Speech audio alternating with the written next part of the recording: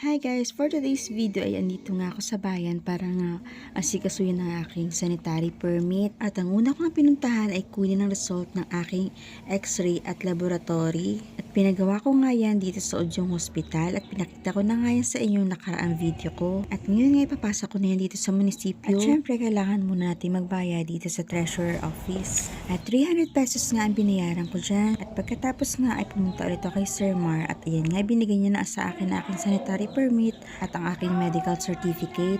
At sa tapat nga ng center ay may nagaganap ng kasalang bayan dito sa gymnasium kaya naman sinilig ko na. February 14 nga ngayon at araw pa naman ng mga puso. Kaya naman napapasal na all na lang ako ay hala ka dyan. Congratulations and happy wedding na lang sa inyo. Kasi yan sa inyong puso ang aking dalangin. Kung maririnig nyo nga yung mga aso maingay, talaga napakaraming aso ngayon dahil nga si Chloe namin ay talaga namang ang daming lalaki dito. Araw-gabi nga talaga siya pinag-aawayan. Ay hala ka dyan.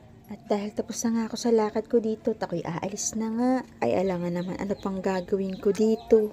Ipapakarwas ko na nga lang muna itong motor na to para naman gumanda-gandang itsura. Syempre araw din naman ng puso ngayon para naman sumese itong motor na to. Ay halaka. Dahan-dahan nga lang talaga ako sa part na to dahil nga talagang pinagkasya ko lang ang motor ko para makapag-part lang. Hala, uy. Ang hirap nga talaga makipagsiksika, no? Parang sa relasyon nga lang, kailangan naman ng space. Hala, uy, for the go. Mahirap na talagang ipilit ang sarili sa taong ayaw nga talaga sa'yo. Masasaktan ka nga lang talaga at hindi ka magiging masaya. Hala ka, ang dami ko nang sinabi. At nandito na nga pala tayo sa nag-iisang pinapahugasan ko ng motor. Syempre loyal ako, ikaw ba?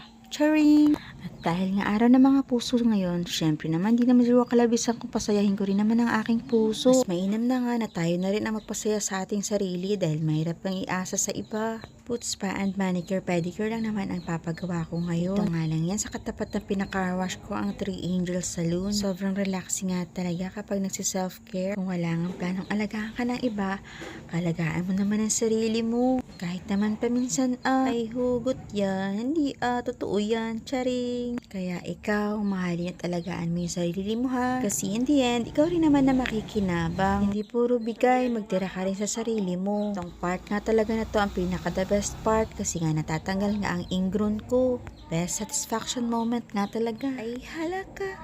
Kanina nga'y nahihiya nga ako sa mga pa ko dahil nga napakadungis nga talaga. Pero ayan na ngayon, bagay na sa bagong sandals ko. Tatanghali na nga at buti na lang mayroon ng tinda dito sa tapat. Para naman malamnan ko man lang ang tiyan ko bago bumiyahe. Kasi nga naman malayo-layo rin naman ang biyahe papauwi sa amin. Kikiam at itong binalot na sili nga ang kinain ko.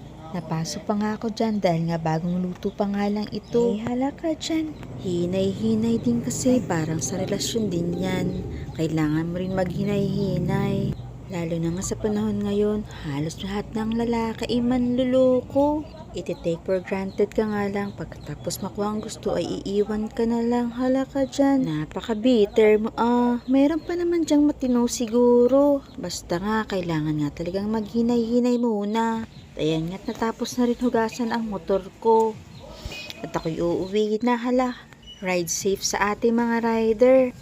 Ay siya, hanggang dito na lang ang video ko. Salamat sa panonood. Mahal ko kayo.